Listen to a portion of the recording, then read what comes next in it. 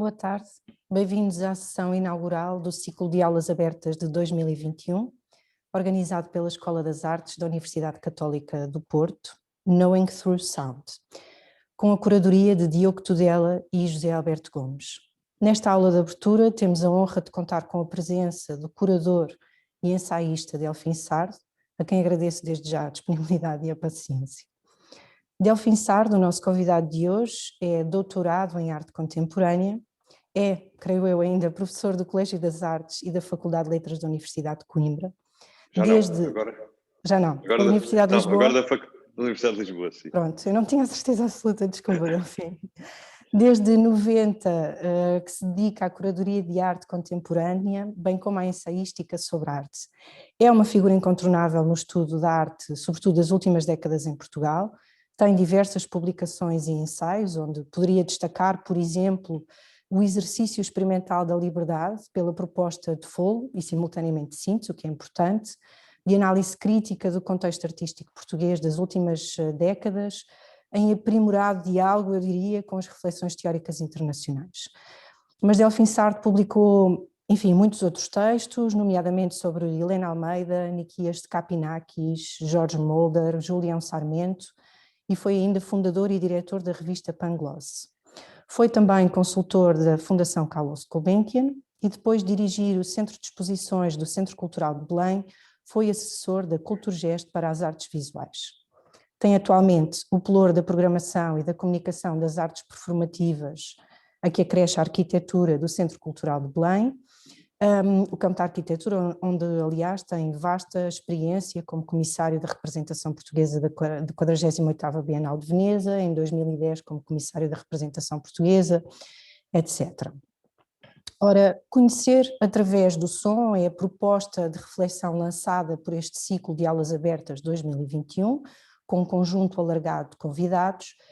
Que proposta teórica e reflexiva e de problematização é que encerra este ciclo de aulas? Se pensarmos no som como um elemento repetidamente indomado, como um sinal externo permanentemente aberto e involuntário, captado através de um sistema auditivo que o recebe sem esforço, facilitando a gestão daquilo que nos envolve. A sua volatilidade enquanto matéria define uma plataforma de interferência no mundo, podendo até produzir outros mundos. Isso torna o som paradoxal, flutuante entre possibilidades de um estado etéreo e os aspectos práticos do seu comportamento, sendo o som definido por um contínuo envolvimento palpável com os materiais. É justamente nessa oscilação interna que o som encontra validação como instrumento epistemológico, um aspecto que desde logo nos interessa, expandindo as suas capacidades enquanto modalidade, enquanto experiência de conhecimento, mas também enquanto experiência ou ferramenta, se quisermos, ontológica. O ato da audição, quando mediado por aparelhos de captura e de reprodução, opera desde o início a partir de uma convergência entre a temporalidade do evento gravado e o contexto histórico-cultural e acústico da sua reprodução. E assim estabelece uma rede dinâmica de presenças na construção de um agora, e um agora em palimpsesto, em camadas. Neste sentido, podemos pensar que o evento passado é restaurado, mas em bom rigor apenas parcialmente restaurado, em modo talvez ficcional, numa espécie de coprodução da realidade, mediado pelas condições do seu momento de difusão, um momento de espécie de playback. As sucessivas camadas que constituem um momento de recuperação, produção, espoletam diversos registros de experiência, desbloqueiam diferentes possibilidades narrativas até. E podemos neste sentido pensar que a reprodução sonora convoca necessariamente uma noção muito alargada de tempo e que transcende por isso mesmo uma historicidade linear e que não é recuperável na sua totalidade. Acresce a esta especificidade material do som a sua expressão panótica, simultaneamente tridimensional, temporal, agregando na sua forma a ambiência do tempo e do espaço de captura. É justamente esta pesquisa da relação entre tempo, som e materialidades, ou mesmo do som como ferramenta de reflexão de uma temporalidade diferida e campo de exploração do corpo, da voz, do espaço, que encontramos na exposição, ou na A Exposição Invisível, para ser precisa, curada por Delfim Sardo, o que encontrávamos na Culturgest. Uma exposição bastante relevante no campo da reflexão sobre artes sonoras, uma proposta que passou por diversos artistas que não tinham de início ou unicamente o som como matéria de trabalho permanente, mas que recorreram para uma experimentação no campo das artes visuais plásticas. Ora, não é necessariamente sobre a exposição e talvez não exclusivamente sobre som que Delfim Sardo nos vai falar sobre hoje, com o título Ambience is a Material Reality, deixamos a sessão aberta para este nosso primeiro convidado. Delfim, obrigada mais uma vez pela tua presença, paciência e disponibilidade. Nós, depois da tua intervenção, teremos um período aberto para perguntas. O modo de formulação dessas perguntas vai estabelecer-se através da utilização do símbolo da mão, e depois de sinalizarem que querem intervir para os alunos e que nos estão a ouvir, ser-vos-á dada a palavra. Delfim, é contigo. Muito obrigado. Obrigado pela apresentação e espero não ser muito deceptivo. Eu vou falar muito pouco sobre som. Vou falar sobre a ideia de ambiência. Ótimo. E a ideia de ambiência, a partir desta citação, Ambience is in fact a material reality, que é uma citação de Lawrence Wiener, um artista visual, que também trabalhou com som, mas que trabalha sobretudo com a palavra enquanto escrita, enquanto imagem, a que ele chama escultórica, e exatamente a partir dessa relação espacial, ele desenvolve um pensamento muito intenso sobre sobre o significado da ideia de ambiência, ligada a um outro tópico que para ele está sempre presente, que é a ideia de, em francês, mise en scène, ou seja, de construção, de uma construção teatralizada do espaço de recepção da obra. A passagem de uma arte centrada no objeto artístico, seja qual for a sua natureza, para uma arte ambiência possui uma longa história durante o século XX. O seu caráter vago não aconselha uma tentativa de definição, mas a presença insistente da ideia de ambiente, no sentido de ambience e não necessariamente de environment, parece apontar para a necessidade de se tentar compreender o ecoestético desta noção, tão significativa quanto difícil de circunscrever. A ambiência, e assim traduzirei o termo ambience, atravessa os diversos processos das vanguardas, desde as vanguardas russas ao movimento Dada, passando pelos futuristas, permeia as vanguardas da América Latina na década de 40 do século passado, desponta nos ambientes propostos por Lúcio Fontana, de uma forma até fundadora em termos de denominação, porque ele chama precisamente as suas intervenções espaciais, chama-lhes ambientes. Passa pelo trabalho de Yves Klein, chega aos Estados Unidos nos trabalhos de Alan Capro, de John Cage e Mercy Cunningham, e é guiada pela mão de Marcel Duchamp até ao trabalho de Robert Rauschenberg, migra para a costa oeste americana com Edward Kienholz, cruza sistematicamente com o teatro, com a dança e com a música, regressa no trabalho de Elliot Sica e de Ligia Clark, está presente no estabelecimento daquilo a que se veio a chamar de performance, inscreve-se nos textos de Guy Debord, sintetiza-se na obra de Lawrence Wiener e vai ficando, desde a definição política de intervenção até ao estabelecimento do vago como possibilidade que corta com a estética de origem kantiana. Ao longo de todo este imenso processo, há um fantasma que a miúdo surge no horizonte. E esse fantasma é o espectador. Sistematicamente criticado, tomado como entidade passiva, a quem deve ser conferida uma determinada atividade, que deve ser envolvido para ser mobilizado.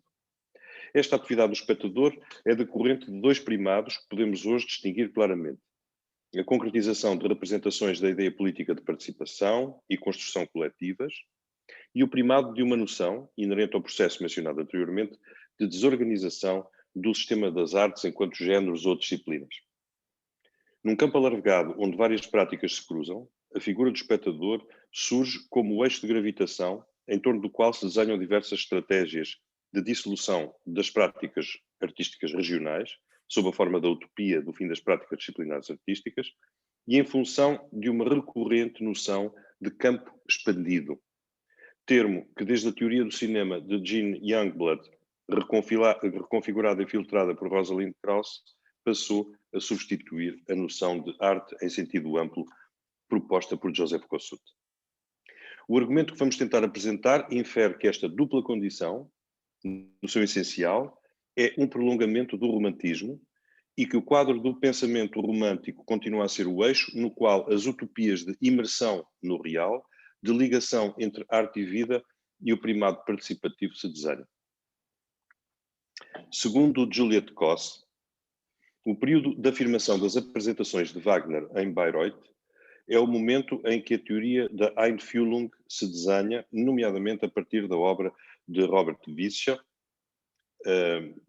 publicada pela primeira vez em 1873, e, de facto, a sua tese de doutoramento que ele tinha apresentado no ano anterior em Tübingen.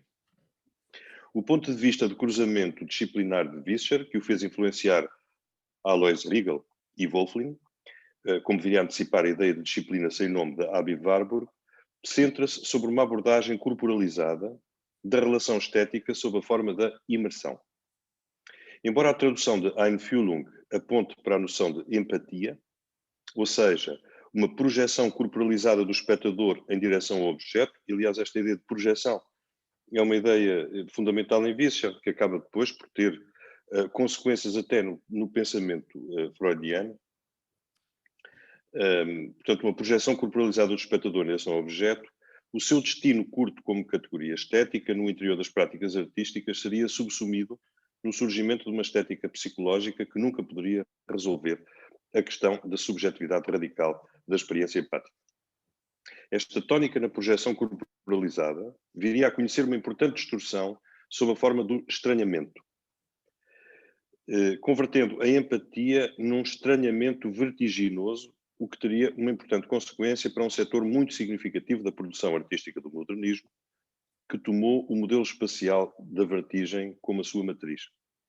Num certo sentido, podemos dizer que a questão da espacialidade e a sua vivência dinâmica é a matriz a partir da qual o primado da imersão se desenha, quer na versão empática, quer na versão do estranhamento, ou mesmo no desenho das patologias espaciais que configuram uma zona substancial das práticas artísticas do modernismo, desde a crítica da perspectiva por Lissitzky até à natureza deambulatória da Merzbau de Kurt Schwitters. Anthony Vidler, na introdução do Workspace, chama a atenção para uma nova bateria de termos para referir o interesse pelo espaço que é oriundo das primeiras vanguardas e que conheceria um desenvolvimento interessante no passado recente. As noções de construção e desconstrução, de quarta dimensão, de ruptura, de corte ou de quebra, eram muito comuns nos discursos sobre a espacialidade que foram sendo produzidos no contexto do modernismo, mas têm agora um correlato nas noções de intersticialidade, mobilidade, imaterialidade, fluidez ou membrana, que ocupam muitas das referências à espacialidade que surgem nos discursos das artes e da arquitetura a partir do último quartel do século XX. Existe, no entanto, um ponto comum, detectado por Vidler, que é a convicção, desde o final do século XIX, de que o espaço é, pela natureza das instâncias da sua vivência, tendencialmente desviante, ou seja, produz uma perturbação sob a forma do desequilíbrio, da tensão em relação à queda e da desorientação do espectador. Podíamos dizer que o espaço, nas suas formulações a partir do modernismo, é entendido como inscrito num eixo de desvio e deslocação próximo de uma configuração patológica, o que é visível na quantidade de patologias espaciais, todas ligadas a vivências corporais disruptivas do espaço. No campo das patologias espaciais, das chamadas topofobias, Há que referir duas em particular, a claustrofobia e a agorafobia, disputadas pelo espaço da cidade moderna. De uma certa forma, são maladie de civilisation. La Tourette juntava ambas as patologias no grande grupo das neurastenias acompanhadas de vertigem, sendo a vertigem ou síndrome de queda iminente o traço comum entre as diferentes vivências disfuncionais do espaço. Podíamos referir que esta vivência disfuncional do espaço e do espaço da cidade como maladie de civilisation está evidentemente patente nos poemas fonéticos de Marinetti, como está absolutamente manifesta na Sinfonia dei Rumori, que configura, digamos, a zona fundamental do trabalho de Luigi Russolo. E, curiosamente, a Sinfonia dei Rumori, nas suas primeiras apresentações em Itália e depois em Londres, ela teve um sucesso absolutamente gigantesco, como se essa disfuncionalidade do som da cidade correspondesse a uma necessidade representacional por parte de um público que vivia precisamente essa maladie de civilização, essa vertigem do espaço urbano a partir da sua sonoridade. A vertigem está, então, ligada a uma ideia de penetração, de mergulho, de perda de orientação espacial e de imersão. Provavelmente o correlato voluntário, ou o oposto idêntico da vertigem, é a simpatia inerente à intuição descrita por Bergson. Se Bergson aplica a intuição à duração, à permanência temporal, e somente ao interior do sujeito, já que não existem intuições sensíveis em Bergson, a vertigem é uma imersão no espaço sob a forma do salto. A simpatia, no entanto, necessita de uma recursividade e exercício da familiaridade, sendo uma sintonia de pathos, que se constrói por imersão de forma equivalente à empatia de Vischer. Temos, portanto, pelo menos duas versões da espacialidade a partir do modernismo. Uma espacialidade da distância, quer na tradição do desinteresse e da contemplação kantianos, quer na tradição da Verfremdung brechtiana, da distanciação brechtiana, mas também temos coexistente uma espacialidade da imersão, quer sob o ponto de vista compulsivo da vertigem, quer sob a possibilidade do simpatos, dessa estranha familiaridade com o objeto que se desenvolve na repetição da imersão. E daí, por exemplo, a miséria erótica do título primeiro da Merzbau, ou o sentido da ideia de máquina celibatária em Duchamp, alusões à decepção da impossibilidade sincrónica do pathos. E podemos hoje pensar já o caráter nostálgico e mesmo melancólico da obra e do pensamento duchampianos a partir desta impossibilidade da sintonia de pathos. Só um comentário em relação a esta. É muito curioso nós percebermos que a empatia, um dos ferozes críticos da ideia de Einfühlung, de empatia de Vischer, é precisamente Bertolt Brecht. Precisamente porque o ponto de vista de Brecht é o ponto de vista da possibilidade da criação da distância. E não há em Brecht possibilidade de uma estética que não seja uma estética do distanciamento, enquanto precisamente em Vischer a possibilidade estética vive a partir de uma possibilidade de imersão, que é a da empatia. De uma forma muito interessante, esta crescente importância do espectador através do centramento do discurso artístico nas formas de confronto, ou pelo contrário, imersão do espectador, empática ou num processo de estranhamento, suscitam concomitantemente o debate sobre o problema da opticalidade, que transformou, sobretudo no campo anglo-saxónico, a questão da clivagem entre moderno e pós-modernidade numa tensão sobre o fim do modelo óptico retiniano, hipoteticamente tomado como modelo moderno, o que de facto não corresponde totalmente à verdade, e poder-se verificar como nos inúmeros discursos sobre o espectador e o seu papel, nos quais recentemente se desenha uma utopia centrada no entendimento da complexidade perceptiva da relação do espectador com a obra, construída sob a forma da Einfühlung, implicando uma perda do ego, surgindo a partir daqui uma utopia da absorção do artista-criador, como se pode verificar, por exemplo, em Nietzsche, nomeadamente nas suas apreciações da primeira temporada de Bayreuth. No entanto, este modelo de continuidade entre auto-estranhamento e empatia, que surge precisamente em Vischer,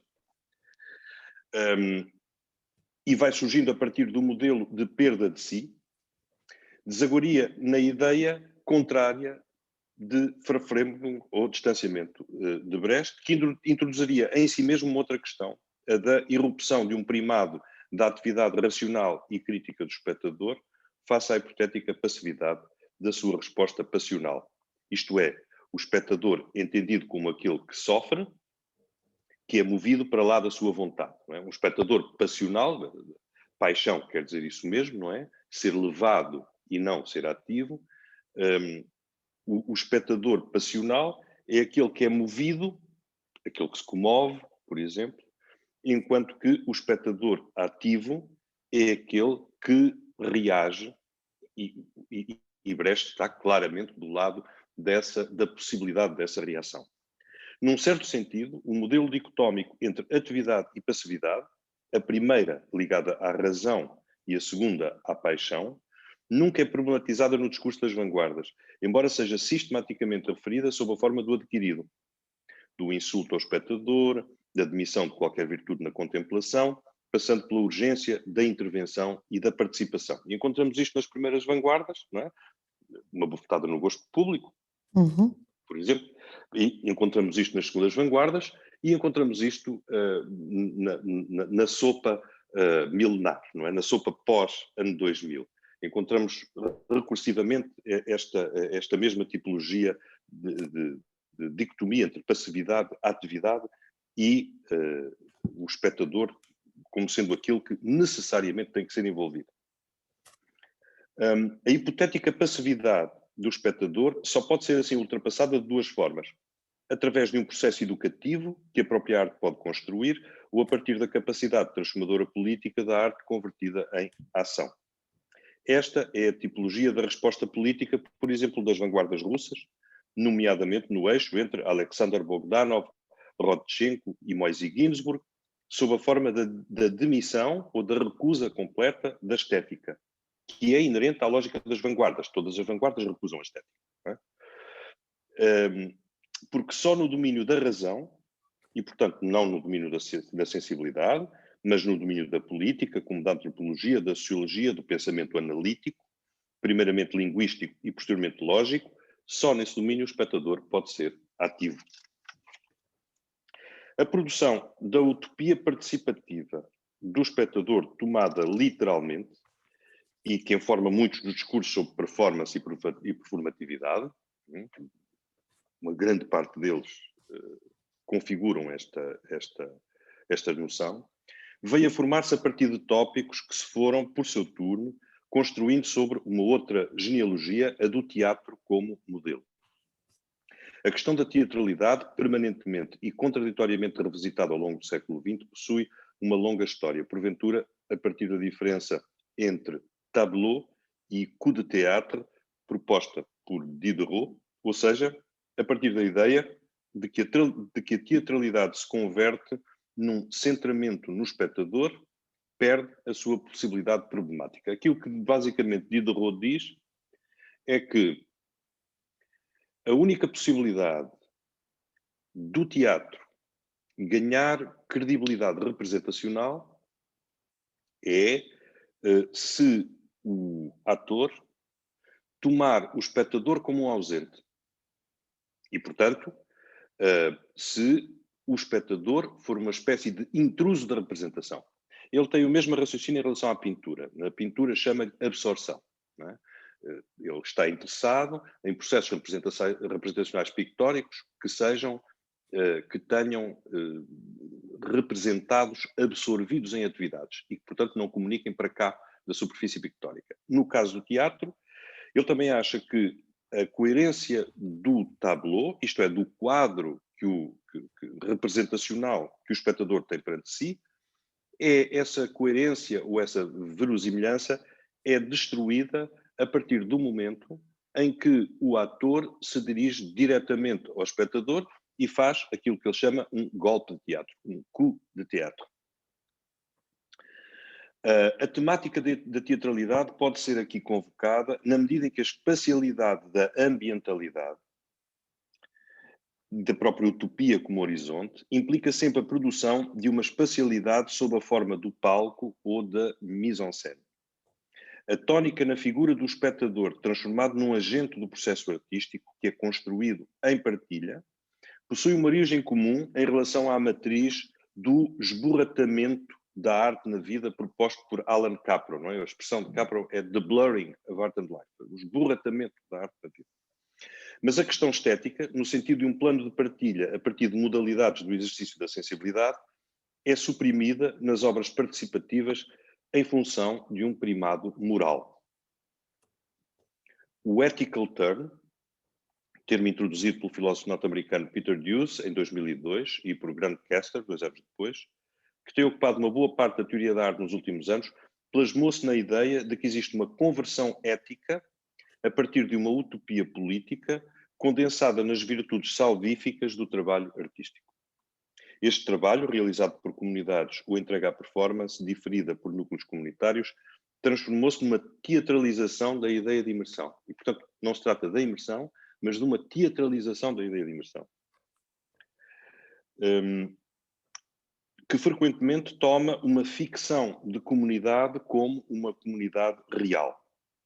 A referência à teatralidade justifica-se na medida em que os projetos participativos se centram sobre a definição de um palco, no qual o espectador é convertido em ator de uma determinada performatividade da sua condição renovada, ou putativamente proposta como tal, enquanto possível partilha da autoria.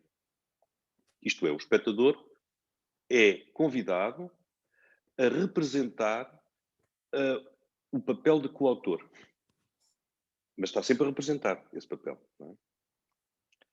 Num certo sentido, poderíamos mesmo dizer que este processo pertence a um imaginário de proletarização do espectador, convertido naquele que descobre a sua consciência de classe pela participação num processo que se encontra inscrito no campo artístico e demitindo, ou meramente esquecendo, o âmbito ficcional do próprio território simbólico da inscrição artística. Os processos participativos desta forma transformam-se na continuação da vertente realista do romantismo oitocentista, teatralizando sistemas de relações simbólicas do universo do artístico, das relações laborais, dos sistemas políticos, como se esse processo fosse o da alteração política e efetiva das condições de vida das hipotéticas comunidades formadas pelo processo participativo. O que converte o processo participativo num processo moral reificado, que substitui a versão do espectador passivo pela utopia do espectador participativo, ou emancipado, que é o termo que utiliza Jacques Rancière. A questão, no entanto, devia ter em conta que este processo de teatralização da relação do espectador se transformou numa teatralização da ideia de comunidade em geral, como substituto da ideia de arte em geral. Esta comunidade em geral é instaurada por um vínculo estabelecido, e esse vínculo é o processo participativo, que proletariza o espectador e instaura o tal processo de salvação. O próprio vínculo que instaura aquela comunidade num ciclo tautológico a que poderíamos chamar reificador. Nesse sentido, duas questões são as vítimas deste processo. A perda da possibilidade de juízo, porque não faz qualquer sentido falar em possibilidade judicativa, e o direito à fruição. Nesse sentido, os problemas da teatralidade hoje são inseparáveis da compreensão da importância de uma ideia de pedagogia redentora que perpassa pelo ensino, que se sedimentou no museu e que finalmente corre o risco de destruir, pelo seu autoritarismo pedagógico, a experiência problemática complexa da obra e o risco inerente à criação artística. Assim, um próximo passo será necessário, o de procurar entender a lógica da teatralização da participação como dispositivo, para podermos perceber a questão política como teatralização da culpa da fruição. Portanto, há uma espécie de mise-en-scène de uma culpa fruitiva. E neste campo, a questão da ambiência joga, e voltamos à questão da ambiência, joga um papel fundamental, quer sob o ponto de vista oitocentista da Stimmung de Georg Simmel, quer a partir da posição imanentista e material de Lawrence Wiener, ou ainda mais recuadamente por essa passagem entre um ponto de vista óptico a um ponto de vista epidérmico, que é o percurso que faz Vischer com o conceito de Einfühlung, o conceito de imersão. Começámos então por afirmar que ao longo das últimas décadas tem vindo a desenhar-se no panorama artístico uma tónica vaga na produção de ambientes que se dirigem a uma imersão do espectador. Começámos por aí. No caso de Lawrence Wiener, o autor desta nossa definição da ambiência como realidade material, esta ideia de ambiente, seja no sentido espacial, seja na acessão de ambiência dialógica e convivial, faz parte de um programa pessoal e é claramente definida enquanto propósito da prática artística. Claro que, à partida, poderíamos encontrar duas acessões razoavelmente circunscritas da noção de ambiente.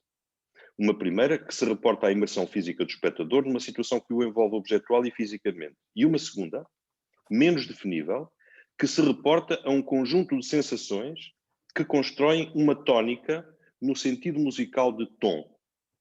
E, portanto, o tom, o Stimmung, é a zona fundamental e, digamos, não objetual da criação da ambiência. Como se nós pudéssemos dizer que a ambiência é... eu estou deliberadamente a fugir de uma questão que não quero tratar hoje, que é a questão da ideia da atmosfera. Não quero entrar por aí.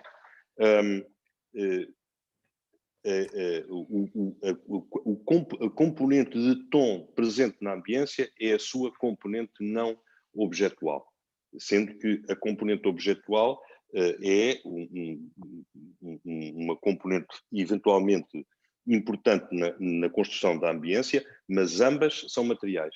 O facto do tom não ser, e aí podemos claramente remeter-nos para o campo sonoro, não é?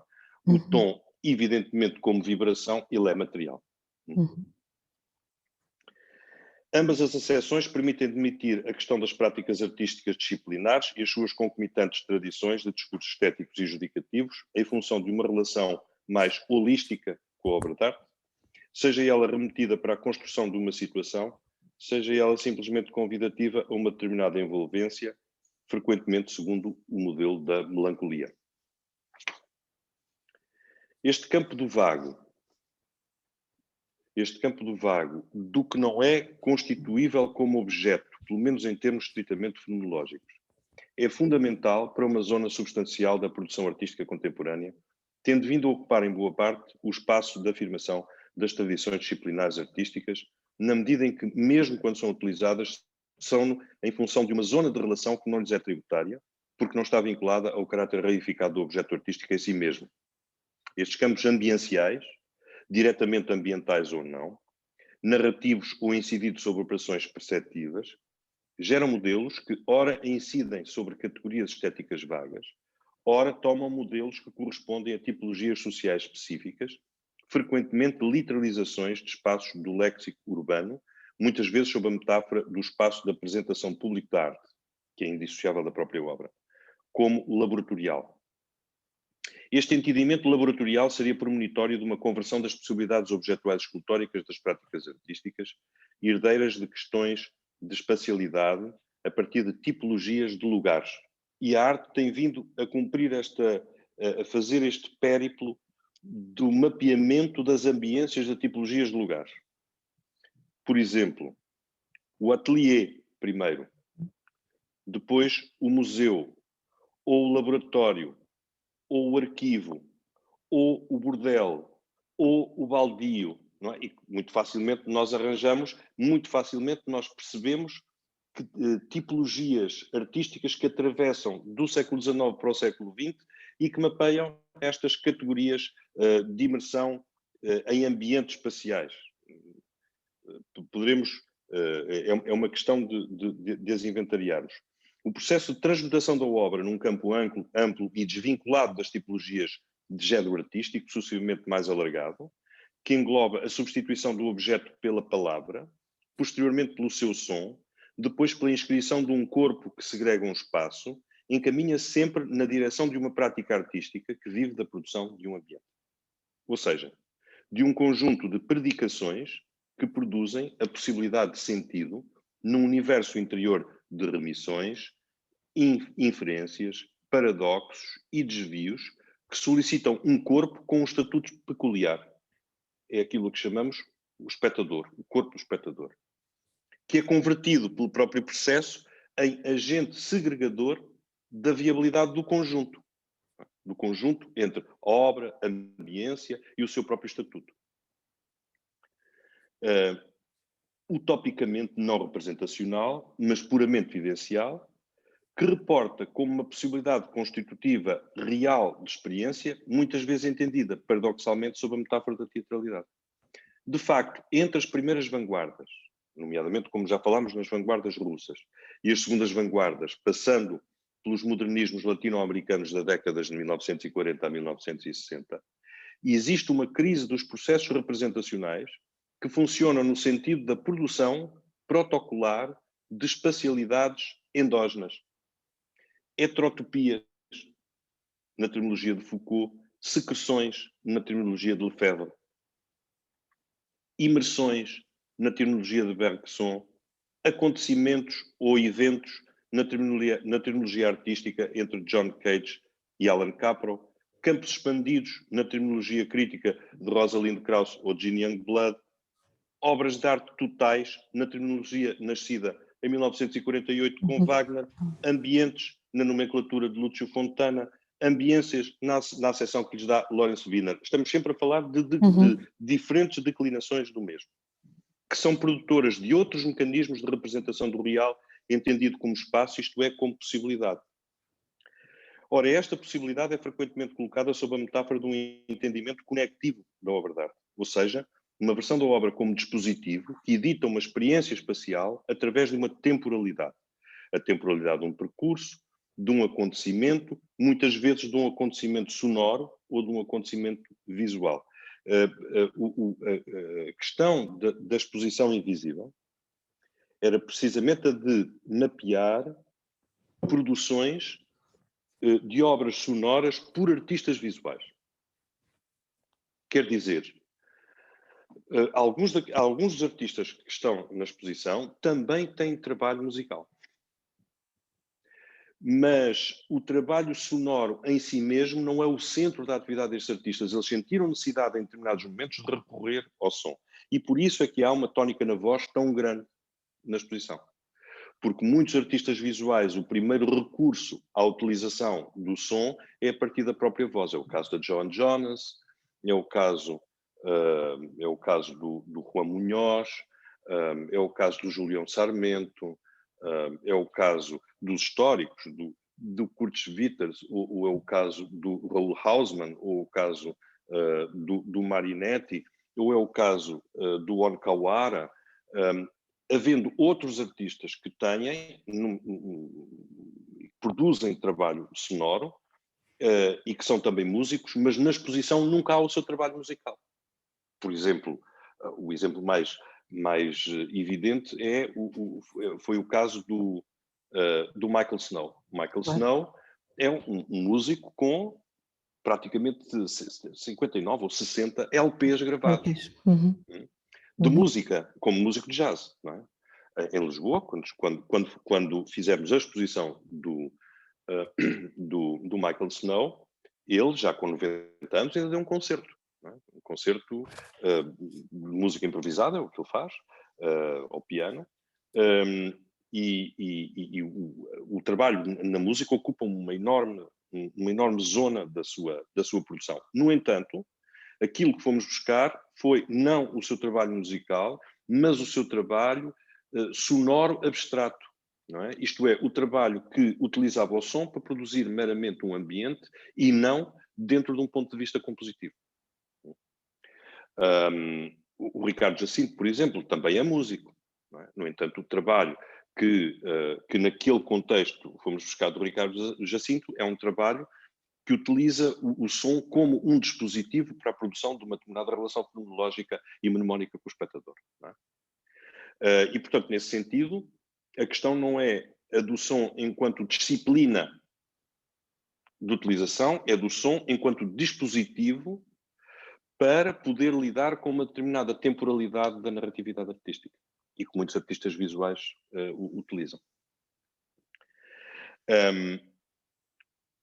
Aquilo que esta utilização de uma temporalidade constrói, em última instância, uma espécie de cinemática e, ao mesmo tempo, uma fonética. Uma vocalização da utopia de uma fala primeva, seja do ruído, seja da palavra, ou do som, que pela vibração edita um espaço que é o da sua projeção. E que, portanto, não é um espaço confinado, esta palavra hoje tem conotações piores, mas um espaço em expansão, até onde as ondas da sua vibração o possam instaurar.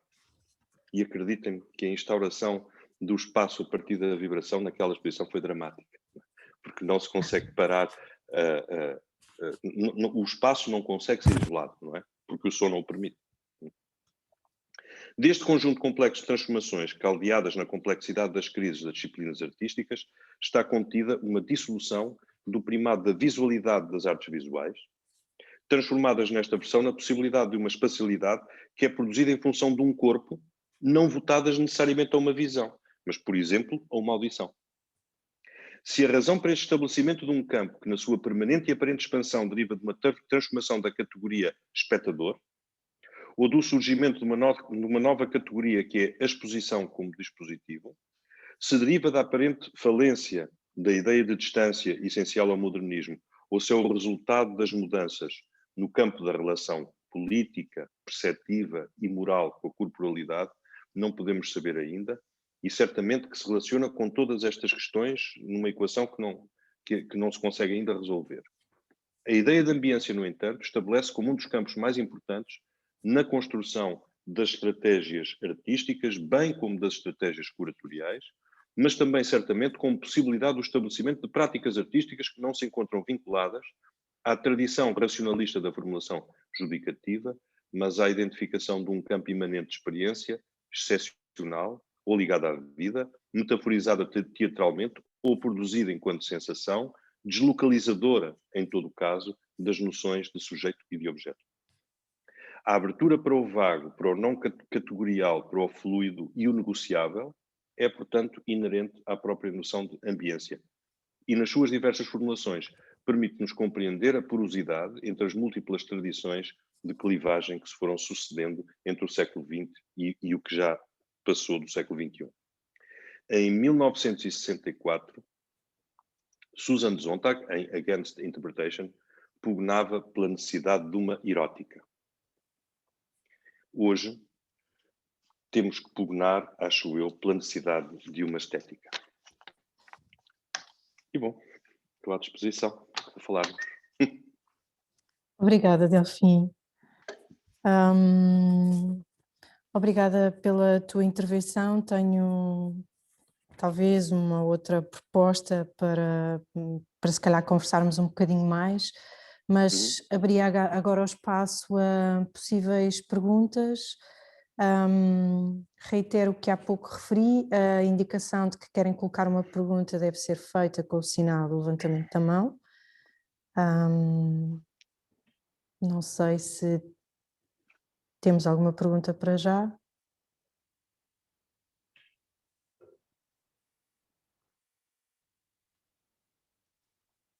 Talvez não.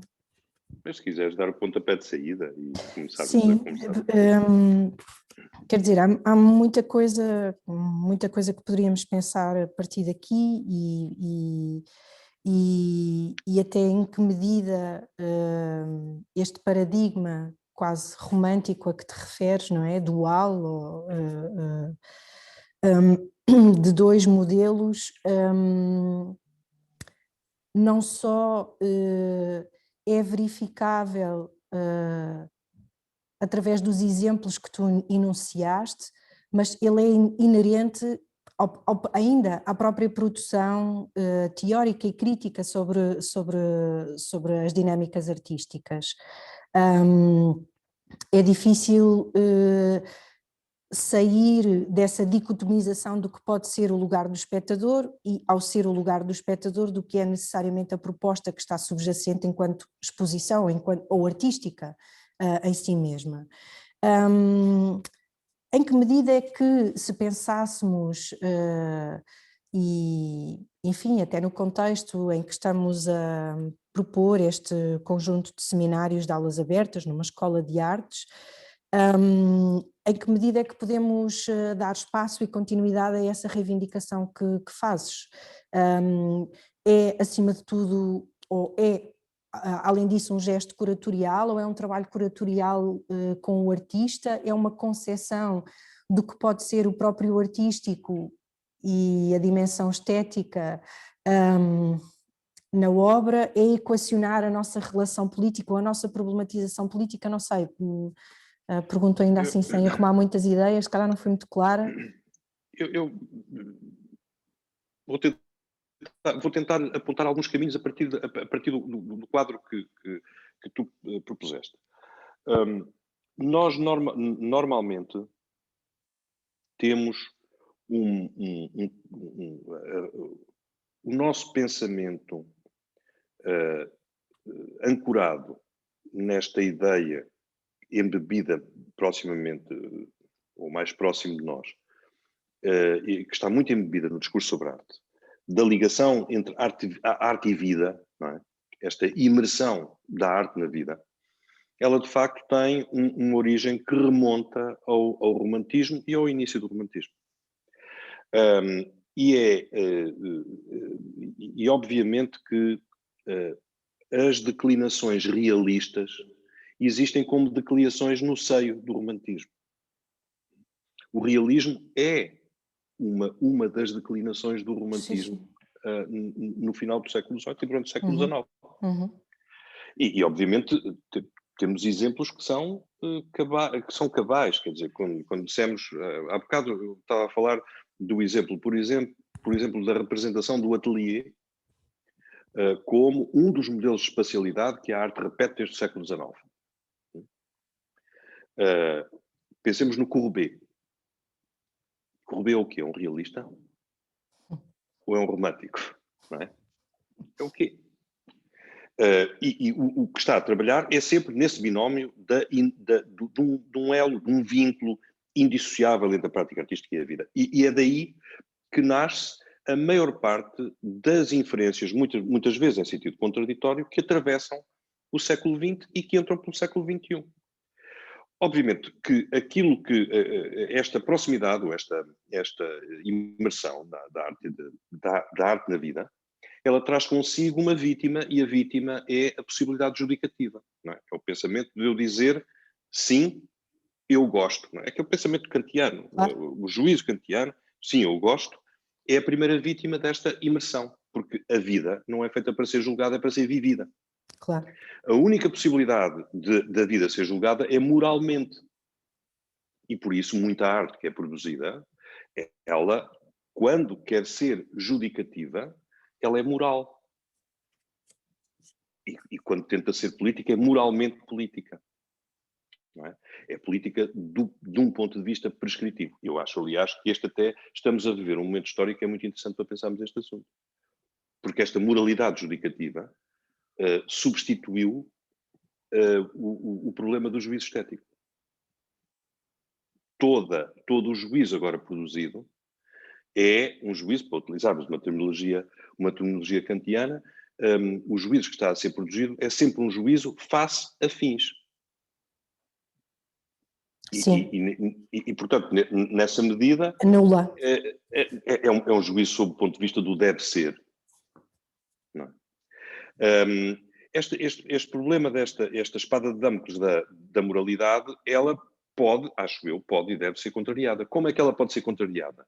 Voltando a uma ideia de juízo na esteira kantiana, provavelmente não. Por muito interessante que seja, provavelmente não. Ela tem que ser abordada de um outro ponto de vista que recupere uma relação fruitiva com o espaço enquanto tal, ou via aquilo que do espaço pode permeabilizar o corpo, por exemplo, o som. E nesse sentido, a ideia de imersão, a ideia de empatia, a ideia de Einfühlung como uma imersão no sujeito num dispositivo esse que convida a uma partilha de uma determinada temporalidade, sob um determinado protocolo, que é o da vivência daquela situação durante um determinado período de tempo, provavelmente é preciso pensar, o Gernot Bauman está a fazer isso a partir da ideia da atmosfera, mas eu não me queria meter por aí. Já há 30 anos está a fazer isso a partir da ideia da atmosfera. Provavelmente é aqui que nós devemos talvez centrar um pouco a nossa análise, se não quisermos ter uma relação reificada com o objeto artístico, se não for a partir daí. Percebo o que estás a dizer e isso faz-me pensar até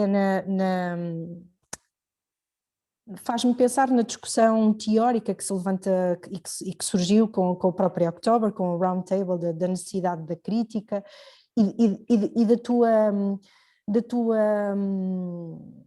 tua contraproposta, mas eu pergunto se a possibilidade da fruição, e tenho algumas reservas em assumi-la como inteiramente kantiana, teria agora de partir de outros pressupostos, também implica em si mesmo alguns protocolos. E são Sim, esses claro. protocolos Claro que podem ser questionados politicamente, porque são protocolos que tornam evidente ou demonstram ou agudizam desigualdades, acessos, entendimentos, linguagens, a menos que, e de certo modo também é isso que está em causa, nós pensássemos num outro modelo de fruição que não fosse um modelo eminentemente burguês, não é? Ou de tradição burguesa, e por isso então distante do Kant. Não sei se me fiz entender. Sim, acho que fizeste. A questão é que toda a possibilidade de fruição artística só é viável enquanto fruição artística e não enquanto fruição numa outra instância qualquer. E, portanto, para ser enquanto fruição artística, ela exige uma protocolaridade. E essa protocolaridade vai sendo permanentemente renegociada. A arte não faz outra coisa senão renegociar os protocolos inerentes à sua condição, à sua existência, à sua possibilidade de fruição. Não é? O que tu propões está é que sempre ela... a fazê-lo.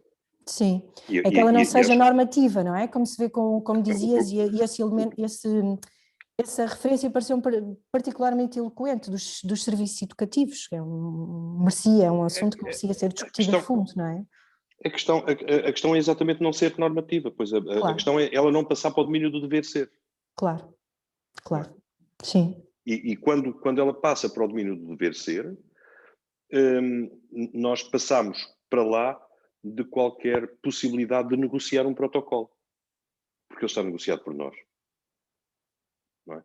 E para mim esse é o limite da possibilidade do artístico. O transcendental do artístico é um protocolo compulsivo. Sim. Não pode ser de outra maneira. Sim. Não se pode mostrar isto, não se pode fazer aquilo, não se pode. Sim. O não se pode, o dever ser, é um poderoso transcendental do artístico no mundo em que vivemos. Sim.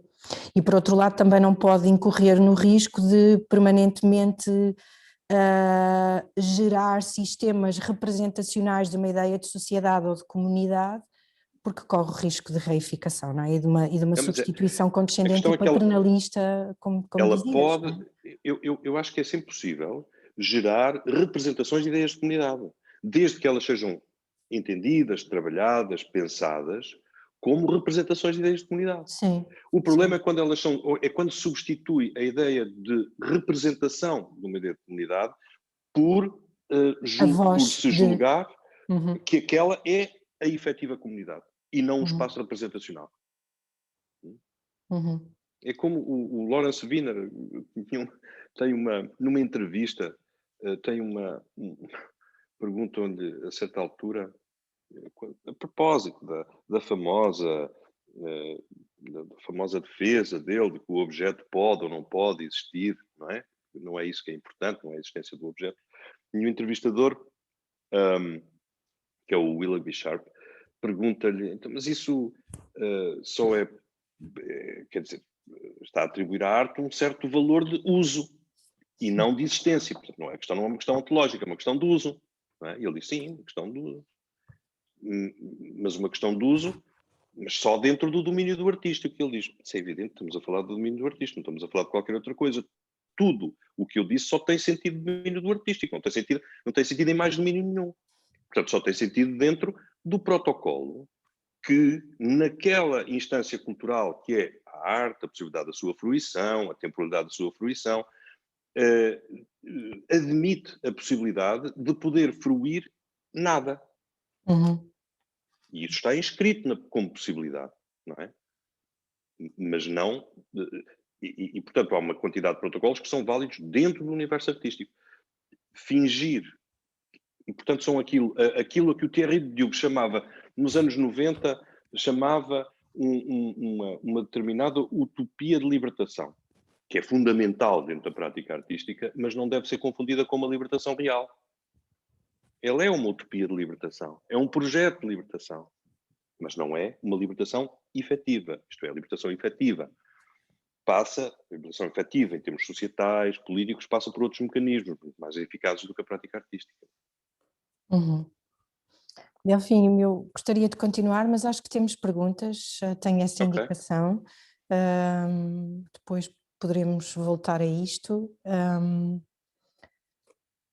Queria passar ao estúdio para as perguntas.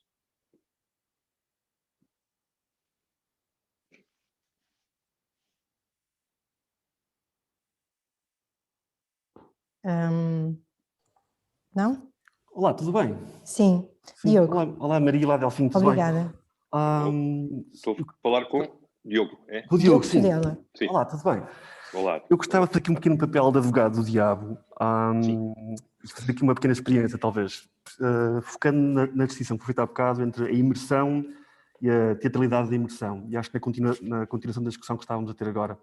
Ou seja, nesse sentido, ou seja, qual a possibilidade de uma distinção entre uma imersão ou a teatralidade dessa imersão e se essa distinção não pode provocar, em primeiro ponto, talvez uma espécie de erro por redundância cíclica, ou seja, sem encontrar nunca um grounding ou uma fundação numa qualquer realidade. E no ponto B, ou seja, no segundo ponto, se isso não pode, a partir de inviabilizar uma lógica de um bocado a Judith Butler, do being, não é? Em que o ser e o estar a ser têm a mesma validade enquanto vetores concorrentes na construção da realidade. Não sei se fui claro ou não, se fez sentido. Talvez eu é que não tenha sido claro. Eu não tenho nada contra a teatralização da imersão. A dicotomia não é exatamente entre a imersão e a sua teatralização. A dicotomia era uma coisa, o exemplo até era um bocado, era puxado atrás, ao Diderot, era entre, quando essa teatralização da imersão, ela é produzida como co-teatro, ou seja, quando se esquece que ela é, de facto, um processo representacional. Eu acho que devemos sempre lembrar-nos de que os processos artísticos são processos representacionais, mesmo quando são processos imersivos. E isso faz com que nós possamos manter alguma negociação de distância e não, pura e simplesmente,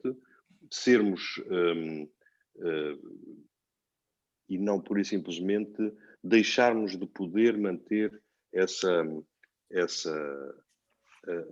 a escolha sobre a instância de sintonia, de pathos, não é, que podemos ter.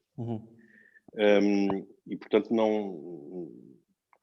não acho que a dicotomia seja em relação não há aqui nenhuma demonização da teatralidade. Sim, ok. Ok, obrigadíssimo. Sim. Nada.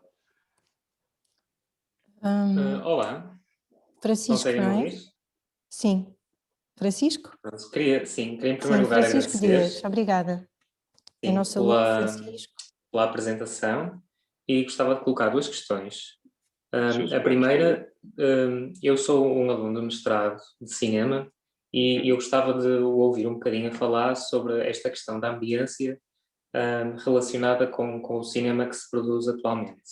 E depois uma questão um bocadinho mais concreta.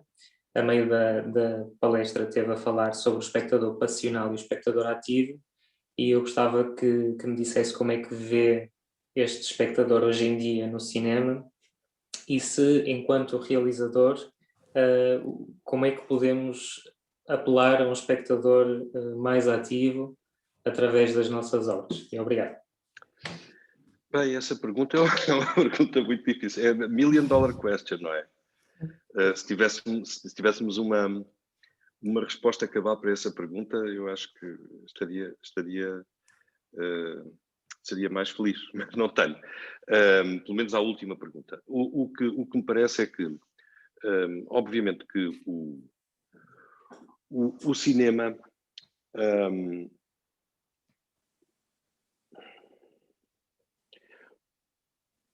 o cinema, ao longo da sua história, ele foi-se prendendo a tipologias muito definidas.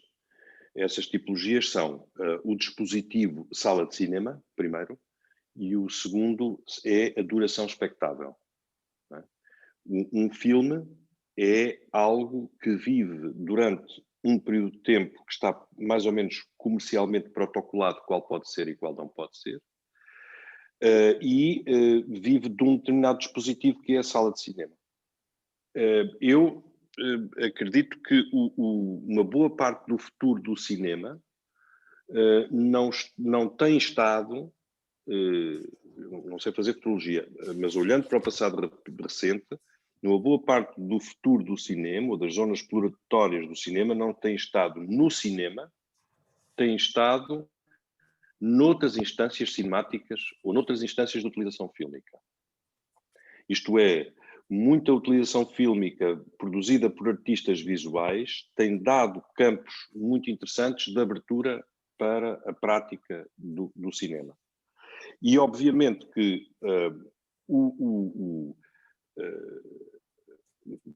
a prática, o cinema é uma enorme estrutura e, portanto, o cinema necessita de estruturas económicas pesadíssimas para a sua concretização. E, portanto, a libertação desses dispositivos que são a sala de cinema, quando o cinema se liberta da sala de cinema, normalmente é pelas piores razões, é porque está a ser distribuído por outras plataformas, não é? E a duração, obviamente, são contrantes muito, muito fortes, mas parece-me que, efetivamente, há, ou tem havido, entendimentos de uma determinada corporalidade do espectador, da utilização de multiprojeção, uma determinada experiencialidade do espaço, que tem vindo mais da prática das artes visuais e do cinema visto em espaço museológico, não é? Do que aquilo que é a prática do cinema distribuído nas salas de cinema. Eu acho que, obviamente, que esta relação do espectador com o filme é uma relação que hoje também está numa mudança tão pesada, quer dizer, há quanto tempo é que nós não vamos a uma sala de cinema ver um filme, não é? E se calhar não vamos mais durante uma série de tempo, não iremos mais durante uma série de tempo. E isso vai afetar completamente os canais de distribuição, as formas de fruição. Estamos a ver cinema sistematicamente em casa, em computadores ou em televisões. E isso vai, obviamente, mudar a estrutura relacional do cinema e mais, muda completamente aquilo a que muda a willing suspension of disbelief, não é? Porque a willing suspension of disbelief não se produz da mesma maneira no consumo privado e no consumo público e social de cinema. Portanto, não sabemos o que é que vai acontecer. Mas, de alguma maneira, eu tenho esta sensação que a vivência do cinemático dentro, e repare-se que a primeira vez que é utilizada a imagem projetada em exposição de arte é em 1926, portanto, é uma tradição recente, não é? É uma longa tradição. O Holly Neitz foi o primeiro a fazê-lo. Creio que é aí que tem havido uma interessante problematização da espacialidade fílmica, da espacialidade de representação, da maneira como o espaço projetivo pode ser trabalhado, não só como imagem ou como narrativa, mas noutras instâncias. Muito obrigado. Acho que conseguiu responder às duas questões, assim de uma forma aberta, mas que deu para compreender e que também lança caminhos de procura artística tanto numa área como noutra. Obrigado. Obrigada, Francisco. Não sei se temos mais alguma questão dos participantes. Se não tivermos, eu talvez lançasse uma última pergunta. se achares bem, Delfim, a pensar, enfim, as ideias vão chegando à medida que vamos tentando organizar a cabeça, e muito obrigada pela intervenção, foi mesmo interessante. Esta procura de luta, não é? Esta ação quase programática. Na verdade temos aqui uma pergunta da Leonor, se calhar dou prioridade à Leonor. É assim? Leonor? Obrigada. Olá, Leonor. obrigada. Olá, boa tarde. Eu gostava de perguntar como é que acha que então vai-se alterar o papel do espectador com o crescimento, que eu acho que as plataformas de streaming já estão a crescer tanto, e acho que o cinema não pode negar o crescimento destas plataformas, porque acho que o cinema passará por esse futuro, seja o cinema de imagem real, seja o cinema de animação. Como é que vai mudar então com estas plataformas, e como é que está a mudar já estas plataformas, o papel do espectador perante estas plataformas, não é? Agora a curadoria não é só da sala de cinema, também passa muito pelo espectador, não é? Quais é que acha que serão as mudanças? Não sei. Está-me a fazer pergunta. Essa pergunta é realmente muito difícil. Eu não sei. O que eu sei é que o consumo, seja do cinema, digamos, de que tipo for, seja de qualquer arte duracional, ela necessita, para o seu trabalho e para o seu desenvolvimento, ela necessita de mecanismos e processos votados à sua fruição. E esses processos implicam uma determinada convivialidade entre espectadores. Nós, quando falamos dos espectadores, estamos sempre a fazer, e me é culpa porque assim falei no singular, mas estamos sempre a produzir um erro. É que a condição de espectador é uma condição partilhada. A exceção é quando ela não é uma condição partilhada. Quando a Mónica Calho faz uma peça para ser vista por um espectador de cada vez. Quando vamos ver numa galeria um filme em que temos que entrar sozinhos dentro da sala. Ou aquela estranheza enorme que é entrar numa sala de cinema e já me aconteceu, ser o único espectador para ver um filme. Isso é uma condição excepcional, porque normalmente a condição de espectador é uma condição partilhada. E o facto de ser uma condição partilhada faz com que ela seja necessariamente uma condição também convivial. Isto é, a intersubjetividade constrói-se a partir dessa partilha. E nesse sentido,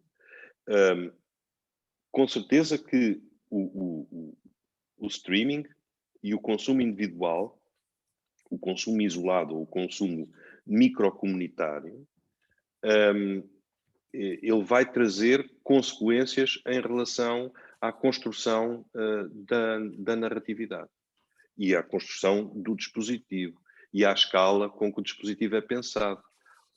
Obviamente que os filmes serão pensados para serem vistos na escala do ecrã e não na escala da tela de projeção, não é? Na escala do ecrã de computador e não na escala do grande ecrã de cinema. Portanto, em termos da maneira como a sua duração é articulada, da maneira como ele opera sobre o espectador, da relação fenomenal que estabelece, em toda a cronologia de fruição, obviamente que vai haver mudanças substanciais. Qual vai ser a direção dessas mudanças, não sei. O que sei é que há uma perda enorme da experiência efetiva e convivial da partilha dessa situação, que é ir ao cinema, ou ir ver uma peça de teatro, ou ir ver um concerto musical. Acho que há uma enorme... Como ir a um museu. Acho que há uma perda enorme na ausência dessa situação coletivamente partilhada. Quais são as consequências? Não lhe sei dizer. Obrigada. Mas se descobrir, diga-me. Acho que ainda não, obrigada. Mais alguma pergunta, dos nossos assistentes, alunos. Olá, Patrícia Machado. sim. Eu tinha uma pergunta mais relacionada, se calhar, com logo a abertura das perguntas, que era sobre esta imersão do espectador e da perda de orientação dele. Sim. Sinto que, pronto, de certa forma acaba por se ligar um bocadinho à psicologia e isto, lá está, liga-se à sociedade e que apesar desta imersão ter certo foco na arte, na performance, no espetáculo, que, como diz, em certa altura que é em modo passivo e não vida assim ativa, porque acaba, por certa forma, a ser de contemplação, um momento de contemplação e acaba por transformar então o homem. Ou seja, de certa forma, nós nunca somos mais ativos, apesar de estarmos em forma passiva, nunca somos mais ativos do que quando, entre aspas, não parecemos não fazer nada. E então, apesar desta situação, que eu acho que de certa forma é paradoxal, não é? Em que enquadramos então este envolvimento que eu estou a falar, não acabamos por momentos de estar num certo envolvimento também de liberdade antagónica? A sua pergunta é complexa. O que eu lhe queria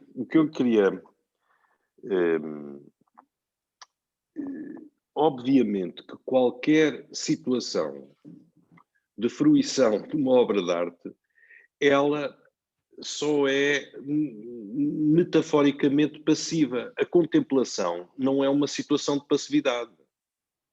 A contemplação é ativa, não é?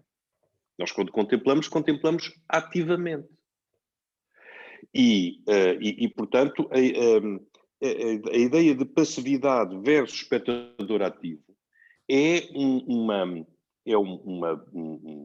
simplificação que parte de uma velha dicotomia entre razão e emoção, entre ação e paixão. Não é? São velhas dicotomias que aqui são projetadas. Mas, de facto, nós sabemos que os processos contemplativos, como disse, nós podemos transformar-nos por um processo de fruição de uma obra, evidentemente que sim. E, portanto, nesse sentido, é a dicotomia entre a ação, entre ação e paixão, entre racionalidade e emocionalidade. Essas dicotomias é que são dicotomias pobres, porque elas correspondem a uma determinada necessidade de estabelecimento canónico dentro da prática artística, mas elas são pobres como distinção, porque nunca houve nada que se pudesse identificar como uma percepção passiva. Não é? E, portanto, agora, é evidente que num processo imersivo, quando voluntariamente, como espectadores, nós imergimos numa determinada ambiência, e é evidente que a esse processo pode corresponder de uma forma psicológica mais ou menos sofisticada, uma determinada capacidade de voluntariamente haver aquilo que dizia o Vischer, um abandono do eu, não é? E, portanto, uma espécie de sucumbir voluntariamente, como dizia o Coleridge em relação à crença, mas aqui em relação sucumbir voluntariamente às determinantes de uma determinada espacialidade, ou pode essa dissolução não se dar também por determinação própria. Mas isso depende muito das circunstâncias desse processo de fruição, seja ele qual for. Obrigada, Delfim. Obrigada, Patrícia. Delfim, há mais alguma coisa que queiras acrescentar? Temos uma inauguração prestes a abrir, que gostava que quem está a assistir acompanhasse através deste mesmo link. Delfim, queria só dar-te espaço para fazeres mais algum apontamento que... Não, acho que já ocupei o espaço sonoro suficiente. Não, foi um prazer tomar parte nesta conversa e de alguma maneira poder ir colocando em cima da mesa alguma desconfiança em relação às ideias de participação e ação, ou pelo menos fazermos pensar nelas com um bocadinho de distância, que me parece necessário também. Sim, espero que esta conversa não termine aqui. Obrigada mais uma vez pela tua disponibilidade. Obrigado. Retomando o que dizia há pouco, vamos ter neste momento, já de seguida, com este mesmo link, a inauguração da exposição Partituras e Objetos de Pedro Tudela, uma exposição organizada pela Escola das Artes, em formato virtual. Vai contar com uma conversa com o artista Pedro Tudela e com o curador João Silvério. É uma exposição que foi desenvolvida com alunos de mestrado em som e imagem e do doutoramento em Ciência e Tecnologias das Artes, e parte, citando o próprio artista, da sonificação de objetos cotidianos convertidos em instrumentos que interpretam partituras para composições sonoras. Portanto, convido-vos a estarem presentes já de seguida. Uma última nota: a próxima sessão do ciclo das aulas abertas terá lugar a 11 de março, às 18h30. Temos como convidada a Salomé Vogelin, cuja intervenção se intitula To Know From the Invisible. Esta sessão contará com a moderação do Daniel Ribas. Muito obrigada a todos pela vossa participação, por estarem desse lado. Continuamos já de seguida.